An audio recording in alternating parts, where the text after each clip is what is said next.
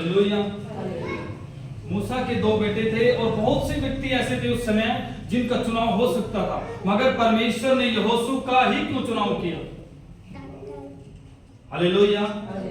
देखिए, अगर आप इस वचन को ध्यान से सुनेंगे, अपने मनों में इसे ग्रहण करेंगे, मैं आपको कहता हूं आज आपके जीवन में कुछ अद्भुत होगा। हालेलुया। परमेश्वर ने यहोशू को चुना। परमेश्वर का कलाम कहता है, प्रभु का वचन कहता है कि जब मूसा तंबू के अंदर जाता था उस समय मूसा के साथ यहोशू भी जाता था। हालेलुया। जब मूसा परमेश्वर के तंबू में जाता था उस समय मूसा के साथ यहोशू भी परमेश्वर के तंबू में जाता था। हालेलुया। और कलाम कहता है कि यहोवा उस तंबू में विराजमान रहता था। और जैसे ही मूसा उस तंबू में जाता, प्रभु की स्तुति करने के बाद, आराधना करने के बाद, प्रभु से बातचीत करने के बाद मूसा उस तंबू से बाहर निकल आता था। मगर प्रभु का वचन कहता है यहोशू तंबू से बाहर नहीं निकलता। हालेलुया। यहोशू जो था वो तंबू से बाहर नहीं निकलता था। ये निर्गमन की पुस्तक में लिखा है। हालेलुया। यहोशू जो था वो तंबू से बाहर नहीं निकलता था। अब आप ये बात सोचिए कि यहोशू क्या उन डंडों को देखता था जो तंबू में लगे थे, जिनके द्वारा तंबू टिका था, या यहोशू उन पर्दों को देखता था जिससे तंबू बना था? हालेलुया। यहोशू अपने उस परमेश्वर की ओर जो उस आकाश से उस परमेश्वर में आपको पता है सबसे गहरी बात मैं आपको बताऊं, उस स्वर्ग के सिंहासन पर विराजने वाला परमेश्वर है। और आपको पता है वो जंगल में एक तंबू में रहा, किनके साथ? इजराइलियों के साथ। वो बादल के खंबे में उस तंबू में विराजमान होता था। हालेलुया। वो बादल के खंबे में होकर उस तंबू में विराजमान होता था। हालेलुया। आपको पता है वो हमेशा यहोशू जो था, यहोशू जब तंबू में रहता वो हमेशा उस परमेश्वर की ओर निहारता रहता। वो उसकी उपस्थिति में, उसकी हजूरी में रहता था, जो परमेश्वर उस तंबू में रहता था। हालेलुया। आपको मैं एक बात बताना चाहता हूं, सुनिए। हम सभी के जीवन में एक समय या कोई ऐसा घड़ी या ऐसा कोई पल या ऐसा कोई ऐसी कोई जगह, ऐसा कोई स्थान आता जरूर होगा जब हम अपने जीवन में कहते हैं, हर किसी के जीवन में एक बार तो जरूर आया होगा, जब हम सोचते हैं यार ये समय जो मेरे जीवन में आया है या ये स्थान जो मैंने देखा है, मैं इसमें अपना पूरा जीवन गुजार सकता हूं। हालेलुया। जो मन में खुशी होती है और देखते हैं उस समय को या उस स्थान को देखते हैं, हम सोचते हैं कि ये जो समय है, ये जो स्थान है, इसमें मैं अपना पूरा जीवन गुजार सकता हूं। आप इतने आनंदित होते हैं। सबों के जीवन में ऐसा पल आता है। आपको पता है यही सेम फीलिंग, यही सेम भावना यहोशू की परमेश्वर के उस उपस्थिति के लिए थी। यहोशू जो था परमेश्वर के तंबू में रहता था और वो इतना आनंदित होता था, उसके मन में के ये विचार थे कि अगर मुझे अपना पूरा समय परमेश्वर के तंबू में भी गुजारना पड़ा, मैं खुशी खुशी गुजार दूंगा, क्योंकि वो परमेश्वर की हजूरी से संतुष्ट था। हालेलुया। वो परमेश्वर की हजूरी में समय बिताना उसके लिए बड़ा आनंद का कारण था। हालेलुया। आज मैं आपको कुछ ऐसा बताने वाला हूं, अगर आप समझ गए तो आप अपने जीवन में आशीष पाओगे। हालेलुया। आपको पता है परमेश्वर ने यहोशू को ही क्यों चुना? बहुत सी बातें ऐसी हैं जो मैं आपको बताऊंगा। आपको पता है इजरायली जो लोग थे, हमेशा जब मिस्र से निकल के आए, यहोशू कुछ मूसा के प्रति बुड़बुड़ाते थे, मूसा के विरोध में बुड़बुड़ाते थे और परमेश्वर के विरोध में बुड़बुड़ाते थे, मगर आपको कभी भी सुनने में नहीं आया कि यहोशू उन व्यक्तियों में था। यहोशू का नाम आपको उस पूरी बाइबल में कहीं नहीं दिखेगा कि यहोशू परमेश्वर के मूसा के विरुद्ध बुड़बुड़ाया, उनके विरुद्ध बोला। हालेलुया। यहोशू एक ऐसा व्यक्ति था, मैं आपको कुछ बताना चाहता हूं, सुनिए। अगर आपको 10 व्यक्ति को कह दिया जाए कि आपको 1 महीने के लिए कुछ नहीं करना, हालेलुया, आपको 1 महीने के लिए कुछ नहीं करना, आपको क्या करना है? सिर्फ खाना है, पीना है, सो जाना है। हालेलुया। आपको क्या करना है? खाना है, पीना है, सो जाना है। वो बोलते हैं डक्का भी नहीं तोड़ना, डक्का भी नहीं तोड़ना। आपको आप क्या करोगे? आपको कोई काम नहीं करना, आपको सिर्फ खाना है, पीना है, सो जाना है। हालेलुया। परमेश्वर ने इस्राएलियों को विश्राम दिया। आपको पता है वो लोग क्या करते थे? अगर आज हमें ये चीज परमेश्वर हमें दे, हम एक दिन खाएंगे पिएंगे सो जाएंगे, दूसरे दिन खाएंगे पिएंगे सो जाएंगे, मगर मैं सच कहता हूं तीसरे दिन आप नहीं सो पाओगे। आप नहीं सो पाओगे क्योंकि आप बोर हो जाओगे। हालेलुया। आप बोर हो जाओगे। जब आप बोर होने लगोगे तब आप क्या करोगे? आपको याद आएगा 9 भाई और ऐसे 9-10 जिनको परमेश्वर ने विश्राम दिया है, उनके पास जाऊं, थोड़ा समय बिताऊं और अपना मेरा मन हल्का हो जाएगा, थोड़ा समय व्यतीत हो जाएगा। हालेलुया। हमारे मन में ये ख्याल आएगा और जैसा ख्याल हमारे मन में है वैसा उनके भी मन में हो, क्योंकि वो भी तो कुछ कर नहीं रहे, वो भी कुछ नहीं कर रहे, वो भी खाली बैठे हैं, उनके पास भी कोई काम नहीं, उनको परमेश्वर ने विश्राम दिया और वो भी यही सोचेंगे कि वो भाई और हैं जो उनसे खाली बैठे कुछ नहीं करते, चलो गपशप करेंगे, बातचीत करेंगे। हालेलुया। और वो सभी क्या करते हैं? इकट्ठे हो जाते। हम ऐसा ही करते, वो सब क्या करते? सब लोग इकट्ठे होते और क्या करते? बातचीत करते। मैं आपको बताता हूं, जोर लगा के 10 मिनट या 20 मिनट आप अपने परिवार के बारे में बातचीत करें। जोर लगा के 20 मिनट अपने परिवार की बातचीत कर सकते हो। 20 मिनट के बाद फिर वही, वो ऐसा था, वो ऐसी थी, उसका ऐसा है, उसकी लड़की ऐसी है, उसका लड़का ऐसा है। पूरे 20 मिनट तक जोर लगाकर आप घर परिवार की बात कर सकते हो। उसके बाद आप ये बात नहीं कर पाओगे, क्योंकि ये हमारा स्वभाव है, ये मनुष्य का स्वभाव है। हालेलुया। हालेलुया। वो क्या करते थे? वो यही करते थे। वो क्या करते थे? इधर की उधर लगा दी, उधर की इधर लगा दी। हालेलुया। आपको पता है जहां 10 या 15 लोग इकट्ठे हो जाते हैं उसको क्या बोलते हैं? हालेलुया। उसको क्या बोलते हैं जहां 5-10 लोग इकट्ठे हो जाते हैं? मंडली। हालेलुया। जहां 5-10 लोग इकट्ठे हो जाते हैं उसको क्या बोलते हैं? मंडली। और जब आप मंडली में वो लोग बैठने लगे, वो क्या करने लगे? बक बक, इधर की सुनी उधर बोल दी, उधर की सुनी इधर बोल दी। हालेलुया। वो मंडली में बैठने लगे। इसलिए परमेश्वर वो सर्वशक्तिमान परमेश्वर भजन संहिता में अपने दास दाऊद के द्वारा कहता है कि हे मेरे बेटे, तू ठट्ठा करने वालों की मंडली में ना बैठ। हालेलुया। इसलिए परमेश्वर कहता है कि हे मेरे बेटे, तू ठट्ठा करने वालों की मंडली में ना बैठ, क्योंकि बुरी संगति अच्छे चरित्र को बिगाड़ देती है। हालेलुया। आपको पता है हारून जो मूसा का भाई था, उसने मूसा के साथ रहकर वो सारे आश्चर्य कर्म देखे जो मूसा ने मिस्र में किए, कि देखे ही नहीं बल्कि उसने अपने हाथ से किए भी हैं। मगर जब वो उस मंडली में बैठने लगा, उसने क्या किया? उसने पाप कर दिया परमेश्वर के लिए। उसने पाप किया और वो बुराई में गिर गया। मरियम मूसा की बहन जब लाल समुद्र पार करते हैं, इजरायली आत्मा में भरकर परमेश्वर के लिए गीत गाती है। हालेलुया। परमेश्वर के लिए गीत गाती है। और वो मरियम जो आत्मा में भरकर गीत गाती है, जब उस मंडली में उन मंडली में बैठने लगी, वो परमेश्वर के विरुद्ध पाप कर देती है और परमेश्वर उसे क्रोध में आकर उसे कोड़ लगा देता है और उसी कोड़ में मर जाती है। हालेलुया।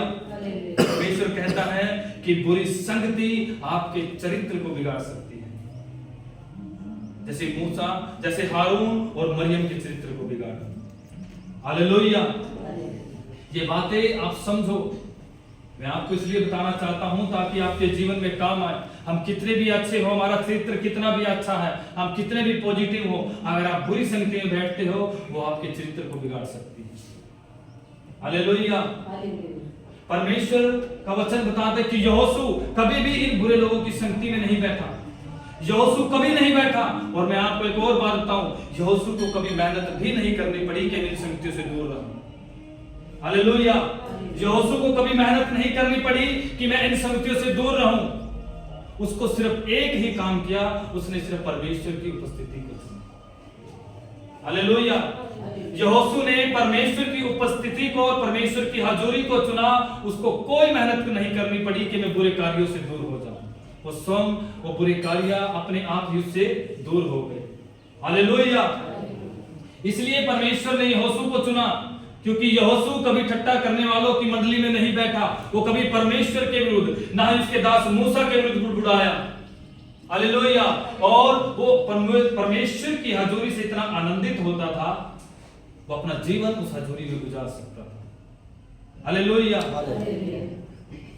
क्या इतने इजरायली थे, लाखों की संख्या में इजरायली थे। क्या कभी किसी ने सोचा होगा कि एक छोटा सा दास, यहोशू क्या था? मूसा का एक छोटा सा दास था, उसका सामान उठा कर लेकर चलने वाला। क्या कभी किसी ने सोचा कि एक छोटा सा दास जिसका कोई आदर कोई सम्मान इजरायलियों में नहीं है, एक दिन परमेश्वर उस छोटे से दास को हमारे ऊपर राजा नियुक्त करेगा? हालेलुया। किसी के मन में ये ख्याल नहीं था, किसी के बुद्धि में ये बात भी नहीं थी कि एक छोटा सा जो सेवक है मूसा का, जिसका कोई आदर सम्मान नहीं, एक दिन परमेश्वर उसको इजराइल पर राजा सा नियुक्त करेगा। मगर परमेश्वर ने किया। हालेलुया। परमेश्वर ने किया, क्योंकि वो परमेश्वर की योजना थी। क्योंकि हमारा परमेश्वर वो मनों को जांचने वाला परमेश्वर है, ना कि वो बाहर से बाहरी अंग हमारे जांचता है। हालेलुया। आपको पता है, जब परमेश्वर ने यहोशू को चुना, यहोशू इजराइल को लेकर चल दिया। हालेलुया। ध्यान से सुनिए, जब परमेश्वर ने यहोशू को चुना, यहोशू इजराइलियों को लेकर चल दिया। और जब चला, वचन कहता है कि उसके सामने एक बहुत बड़ी समस्या है। उसके सामने ऐसे हालात खड़े हो गए, ऐसी गंभीर समस्या आई जिसे देखकर वो घबरा गया। हालेलुया। यहोशू घबराया। उसके सामने क्या आया था? हालेलुया। क्या आया था जब यहोशू चला? यहोशू के सामने यरदन नदी। हालेलुया। यहोशू के सामने यरदन नदी आई। मैं आपको बता दूं, यरदन नदी जो है वो दक्षिण उत्तर से होते हुए मृत सागर में जाकर मिलती है। ये आपकी सोचने, आपको बताने के लिए, ताकि आपको भी पता हो, जो वो नदी है वो मृत सागर में जाकर मिल जाती है। हालेलुया। और वचन बताता है कि उन दिनों में कटनी का समय था। हालेलुया। उन दिनों में क्या था? कटनी का समय था, फसल कटने का। जो कनान देश है उसमें कटनी का समय होता। और वचन बताता है कि जब कनान देश में कटनी फसल कटती है, उस समय क्या होता है? वहां पर बरसात होती है। हालेलुया। उस समय वहां पर बरसात होती है, और बरसात के कारण क्या होता है? जो वो यरदन नदी है वो क्या करती है? वो अपने किनारों से लगकर बहने लग जाती है। हालेलुया। यरदन नदी जो है वो अपने किनारों से लगकर बहने लग जाती है। जब यहोशू इजराइलियों को लेकर उस यरदन नदी के पास पहुंचा, तब यहोशू ने देखा कि नदी अपने किनारों से भरकर चल रही है, किनारों पर लगकर चल रही है। आपको इतनी गहराई उस नदी की थी कि कोई मनुष्य इसको तैर कर पार नहीं कर सकता। हालेलुया। और यरदन नदी इतनी गहरी थी कोई इसे पार नहीं कर सकता था। मगर यहोशू जब यरदन नदी के पास पहुंचा, उसने क्या किया? उसने प्रार्थना की। उसने प्रार्थना की, और प्रार्थना करने के बाद वो इजरायलियों से कहता है कि हम 3 दिन तक यहीं रुकेंगे। हालेलुया। यहोशू कहता है कि हम 3 दिन तक यहीं रुकेंगे। अब मेरी बात सुनिए, जहां भी बाइबल में किसी अंक का इस्तेमाल होता हो, उसको ध्यान से देखिए, क्योंकि बहुत से अंक बाइबल में ऐसे हैं जो किसी बात का प्रतीक है। हालेलुया। किसी बात का प्रतीक है। अंक ऐसे हैं बाइबल में, आपको पता है 40 अंक है। जो 40 अंक किस चीज का प्रतीक है? 40 अंक पवित्रता का प्रतीक है। हालेलुया। 40 अंक पवित्रता का प्रतीक है। जब मूसा परमेश्वर के पास पर्वत पर गया, वाचा की जो पटियाओं को लेने के लिए, उन 10 आज्ञाओं को लेने के लिए, तब मूसा 40 रात 40 दिन वहां पर रहा। और कलाम कहता है जब मूसा उस पर्वत से उतरा, उसके चेहरे से किरणें झलक रही थी, और उन किरणों के कारण जिन इजरायलियों ने उसके चेहरे की तरफ देखा वो अंधे हो चुके थे। हालेलुया। लोग अंधे होने लगे थे। और वहीं जब इजरायली परमेश्वर के विरुद्ध बुड़बुड़ाए उस जंगल में, तब परमेश्वर ने कहा कि अब इन्हें 40 वर्ष इस जंगल में घुमाऊंगा। परमेश्वर ने 40 वर्ष तक उस जंगल में भटकाया। किस लिए? ताकि जो ये वंश है जिसने पाप किया है ये सारा इसी जंगल में मर जाए और एक नया और पवित्र वंश लेकर मैं उस देश में जाऊं जिसका मैंने इनके पुरखाओं से वादा किया। हालेलुया। और यहाँ और एक और बात बता दूं, जब प्रभु यीशु मसीह ने बपतिस्मा लिया, यूहन्ना से जब प्रभु यीशु ने बपतिस्मा लिया, वचन कहता कि प्रभु यीशु उसी समय जंगल में गए और जंगल में 40 दिन और 40 रात रहे। और वचन कहता है जब प्रभु यीशु 40 दिन के बाद जंगल से निकले और पवित्र आत्मा से परिपूर्ण होकर निकले। हालेलुया। तो 40 अंक है वो पवित्रता का प्रतीक है। इसी तरह जो 3 अंक है वो भी एक प्रतीक है। जो 3 अंक है वो छुटकारे का प्रतीक है। हालेलुया। 3 अंक है जो हमारी पवित्र बाइबल में छुटकारे का प्रतीक है। 3 दिन को उपवास। जिस समय सुनिए, जिस समय एलिया के पास वो औरत गई, उसका लड़का मर गया, वो एलिया के पास जाती है, वो कहती है कि मेरा बेटा मर गया है। एलिसा उसके ऊपर पसर जाता है और प्रार्थना करता है। दूसरी बार फिर एलिसा उसके ऊपर पसरता है, फिर प्रार्थना करता है। और वचन कहता है जब एलिसा तीसरी बार उसके ऊपर पसरा, वो बालक वो जीवित हो गया, उसमें प्राण आया। हालेलुया। हालेलुया। परमेश्वर ने उसे मृत्यु से स्वतंत्रता दी। हालेलुया। जो बच्चा मर गया था उसको परमेश्वर ने स्वतंत्रता दी। हालेलुया। और यही नए नियम में देखिए आप, नए नियम में पौलुस जो था, जो पौलुस था, साउल था, जब परमेश्वर का दर्शन उसे मार्ग में होता है प्रभु यीशु मसीह का, जब प्रभु यीशु का दर्शन उसे हुआ, वो अंधा हो गया। वो अंधा हो गया और कलाम कहता वो 3 दिन तक अंधा पड़ा रहा। और 3 दिन के बाद प्रभु का दास उसके पास आता, उसके लिए प्रार्थना करता है और वचन कहता उसकी आंखों से छिलके से उतरे और उसे वो फिर से देखने लगा। हालेलुया। हालेलुया। पवित्र परमेश्वर जो है वो अंकों को जब इस बाइबल में इस्तेमाल करता है, किस चीज का प्रतीक हमें दिखाता है। हालेलुया। 3 अंक जो है वो छुटकारे का प्रतीक है। पौलुस ने क्या पाया? अंधेपन से छुटकारा पाया। हालेलुया। और उस विधवा के लड़के ने क्या पाया? मृत्यु से छुटकारा पाया। हालेलुया। इसी तरह जब यहोशू उस यरदन नदी पे गया, वो कहता है कि हम 3 दिन तक यहां रुकेंगे। हालेलुया। यहोशू 3 दिन वहां रुका। 3 दिन के बाद यहोशू इजराइलियों से कहता कि चलो आज हम क्या करेंगे? आज हम यरदन नदी को पार करेंगे। हालेलुया। यहोशू कहता है कि आज हम यरदन नदी को पार करेंगे। मगर मैं आपको बताऊं, सिचुएशन कुछ भी नहीं बदली थी। वो यरदन नदी जैसे अपने किनारे से लगकर बहती थी, ऐसे ही बह रही थी। हालेलुया। मगर यहोशू कहता है कि आज हम यरदन नदी पार करेंगे। हालेलुया। कुछ नहीं बदला, नदी वैसे बह रही, सब चीज वैसे ही चल रही है, मगर यहोशू कहता है कि हम आज पार करेंगे। यहोशू चलता है और उस यरदन नदी में अपने पांव रखता है। जैसे ही यहोशू यरदन नदी में पांव रखता है, यहोशू याजकों से कहता है कि सुनो, तुम यहोवा की वाचा का संदूक उठाओ। उस वाचा के संदूक को उठाकर यमुना इसमें यरदन नदी में उतर आओ। हालेलुया। और जैसे ही याजक परमेश्वर की वो वाचा का संदूक उठाकर यरदन नदी में उतरते हैं, उसी समय कुछ अद्भुत होता है। 2 बार होते हैं। हालेलुया। उसी समय कुछ अद्भुत होता है। आपको पता है, जैसे ही यहोशू उस यरदन नदी में पैर रखता है, जैसे ही परमेश्वर की वाचा का संदूक याजक उठाकर उस यरदन नदी में जाते हैं, प्रभु का वचन कहता है कि जो यरदन नदी जो अपना मार्ग नहीं दे रही थी, जो यरदन नदी अपने किनारे से लगकर बह रही थी, प्रभु का वचन कहता है वो यरदन नदी आदम नाम के नगर में दीवार सी बनकर खड़ी हो गई। हालेलुया।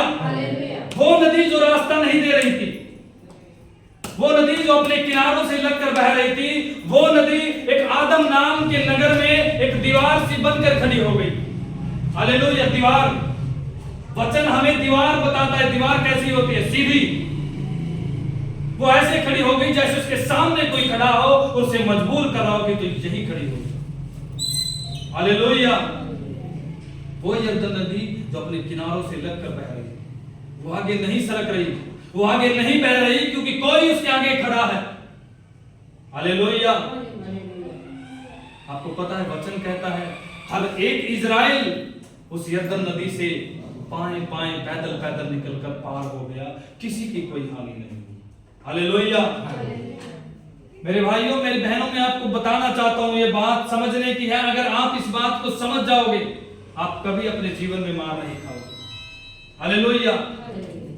हमारे जीवन में बहुत सी समस्याएं आती हैं, बहुत सी बात ऐसी जीवन में आती है जब हमारे मार्ग बंद हो जाते हैं, जब हमें अपने जीवन में कुछ नहीं सोचता कि हमें क्या करना है। बहुत बार ऐसी समस्याएं, ऐसी उलझन हमारे जीवन में आती है और हम क्या कर जाते हैं, हम डर जाते हैं। हालेलुया। हम डर जाते हैं क्योंकि वो समस्या जो आई है उससे आगे हमें कोई मार्ग दिखाई नहीं दे रहा। हालेलुया। मेरी बात सुनिए, जब भी आपके जीवन में कोई समस्या, कोई परेशानी आए, प्रभु का कलाम कहता है यहोशू ने जब 3 दिन के बाद इजराइलियों को कहा कि चलो पार करेंगे, स्थिति नहीं बदली थी, ना ही वो नदी उतरी थी। वो यरदन नदी ऐसे ही अपने किनारे से लगकर बह रही थी, कुछ भी नहीं बदला था। मगर यहोशू क्या करता है, उसके सामने जाकर खड़ा हो जाता है। हालेलुया। यहोशू उसमें पांव रखता है और पांव रखकर उसे दिखाता है कि तुम चाहे हो या ना हो, तेरे होने या ना होने से मेरे जीवन में कोई फर्क नहीं पड़ता। हालेलुया। आपको जब आपके जीवन में इस तरह की कोई सिचुएशन आए, इस तरह का कोई गंभीर हालात आपके जीवन में आए, जब आपको कुछ आगे दिखाई नहीं दे रहा हो, आप परमेश्वर से प्रार्थना करें। प्रार्थना करने के बाद उसके सामने ऐसे खड़े हो जाएं जैसे निडरता के साथ खड़े हो जाते हैं। हालेलुया।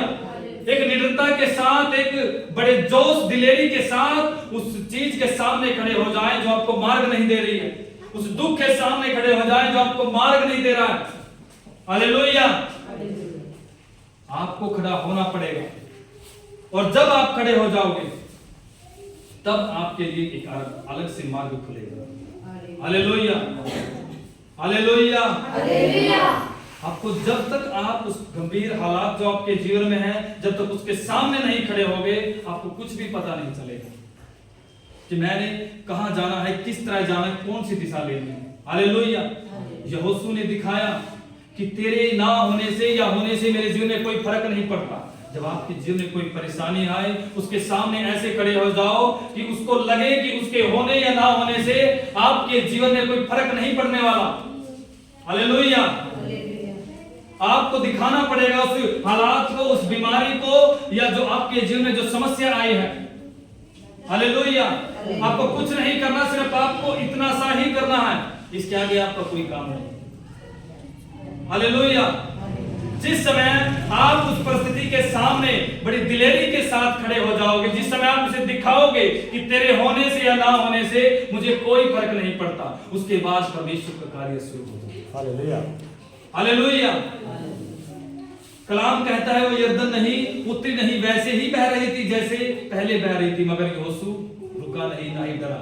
वो उसको दिखाता है कि जैसे तू बह रही है, तेरे होने या ना होने से मेरे जीवन में कोई फर्क नहीं पड़ता। हालेलुया। आप अपनी समस्याओं के, अपने हालातों के सामने ऐसे ही खड़े हो जाओ। जब आपके जीवन में कोई परेशानी आए, वो उसके जीवन में परेशानी, कोई बीमारी होती है या बच्चे गलत चलते हैं, कोई भी ऐसी सिचुएशन हो, उसके सामने खड़ा हो जाओ। प्रभु का वचन कहता है, हालेलुया, ध्यान से सुनिए, प्रभु का वचन कहता है कि हे मेरे बेटे तुम मत डर। हालेलुया। वो कहता है तुम मत डर और ना तू भयभीत हो। हालेलुया। तेरा मन कच्चा ना हो, क्योंकि प्रभु कहता है, प्रभु का वचन कहता है कि जो तेरे आगे आगे चलने वाला है वो भस्म कर देने वाली आग है। हालेलुया। प्रभु का नाम कहता है जो तेरे आगे आगे चलने वाला है वो भस्म कर देने वाली आग है। परमेश्वर कहता है तेरा मन कच्चा ना हो, तू डर मत, तू भयभीत मत ना हो, सिर्फ तू इतना काम कर, उसके सामने निडरता से खड़ा हो। हालेलुया। हालेलुया। अपने आप को संभालो, क्योंकि ये परमेश्वर का कार्य है। हालेलुया। फोन को बंद करें थोड़ी देर के लिए। हालेलुया। प्रभु कलाम कहता है कि मेरे बेटे तू डर मत, डर मत, तेरा मन कच्चा ना हो, तू भयभीत ना हो, क्योंकि तेरा परमेश्वर जो तेरे आगे आगे चलने वाला है वो भस्म कर देने वाला है।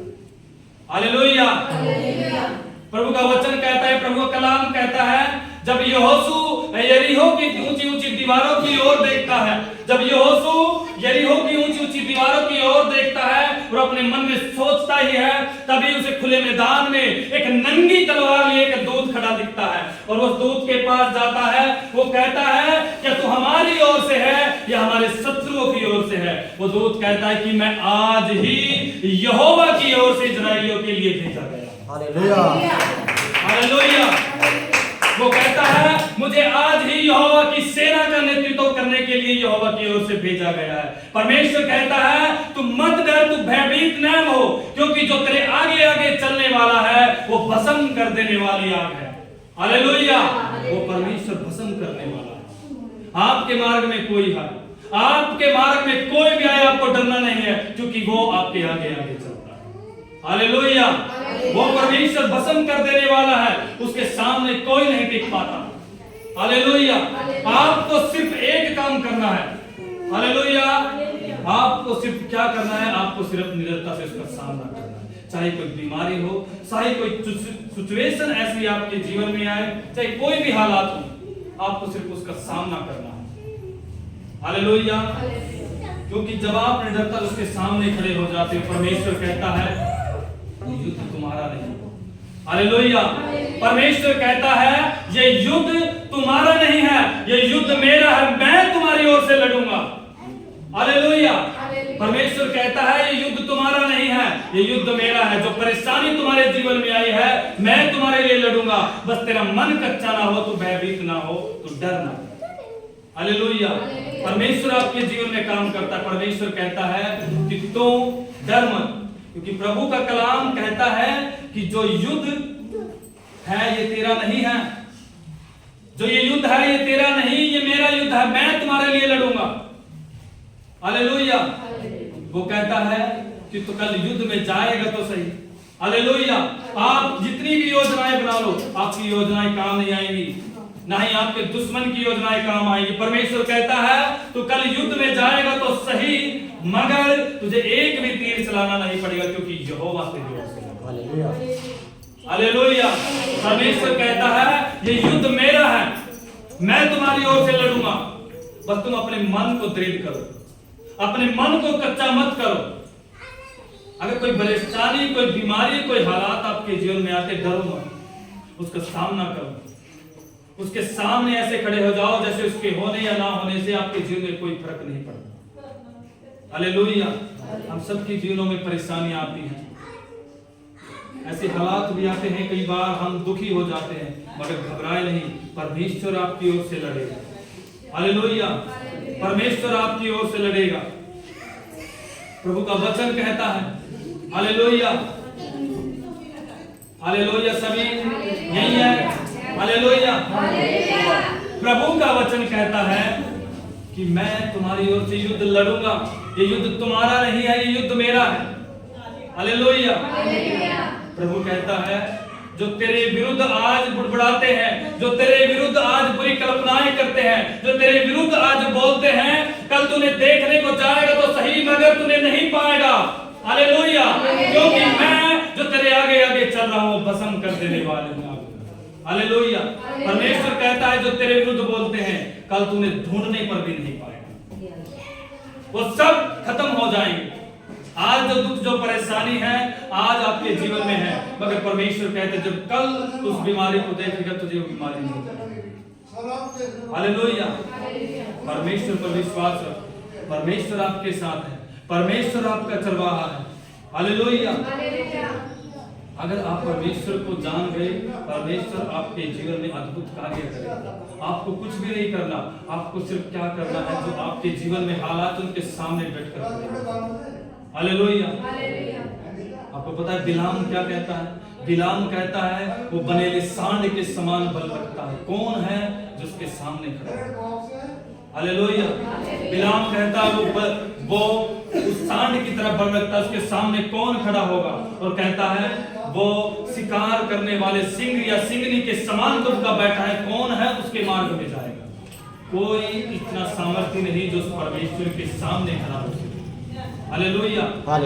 आपका परमेश्वर योद्धा है, आपका परमेश्वर आपकी ढाल है, आपका परमेश्वर आपका गढ़ है। हालेलुया। वो सर्वशक्तिमान है, वो हमेशा आपके साथ बना रहेगा, वो हमेशा आपके दुश्मनों के, आपके विरोधियों के विरोध में खड़ा रहेगा अगर आप उसके जो आपके सामने है उनसे डरो नहीं। हालेलुया। ये युद्ध आपका नहीं है, ये युद्ध हमारा नहीं है, युद्ध परमेश्वर का। परमेश्वर हमारे लिए लड़ेगा। हमारे जीवन में जो परेशानियां हैं, कई बार हमारे बच्चे हमारे कहने पर नहीं चलते, या हमारे घर में कोई बीमार हो जाता है, कोई भी दुख परेशानी, कोई भी सिचुएशन आते हैं, घबराए नहीं, प्रार्थना करें और परमेश्वर की ओर देखें। और उस बीमारी को देखकर ऐसा दिखाओ कि उसके होने से या ना होने से आपके जीवन में आप ऐसे ही अपने आत्मिक जीवन की ओर उन्नति करते जाओ। हालेलुया।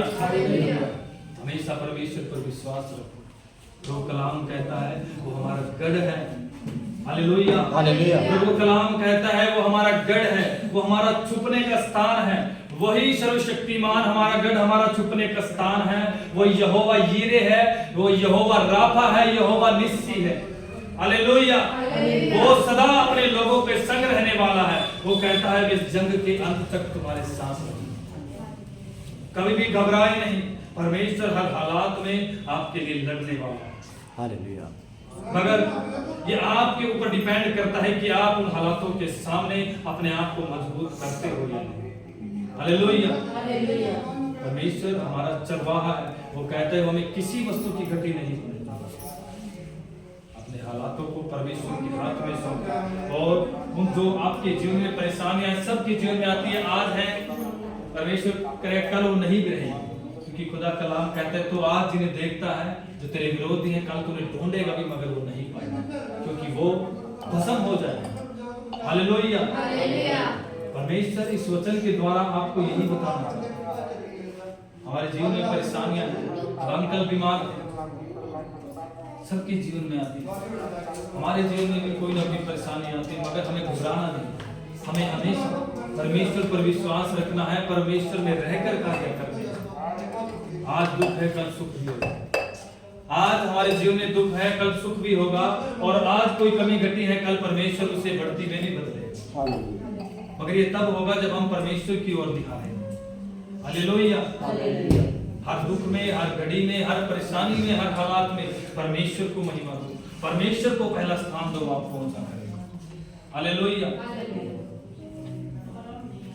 हालेलुया। तो इस वचन के द्वारा मेरा यही उद्देश्य था कि आप समझ पाए, कभी भी अपने हालातों से ना सभी